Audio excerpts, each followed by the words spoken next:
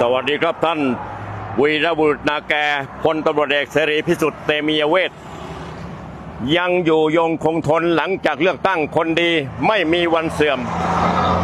ท่านมีความตั้งใจจะเข้ามาแก้ไขปัญหาของชาติแบบเด็ดขาดฟาดฟันแต่ว่าเสียงของท่านได้น้อยไปหน่อยวันนี้ท่านประกาศอย่างชัดเจนจะล่า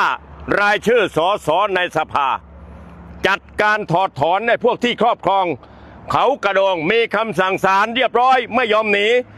พลตำรวจเอกเสรีพิสุทธิ์จะหยุดพวกนี้ท่านจะเดินทางไปเขากระโดงไปรื้อว่าใครมันยึดครองไม่ปฏิบัติตามกฎหมายแม้กระทั่งคำสั่งศาลก็ไม่เคารพ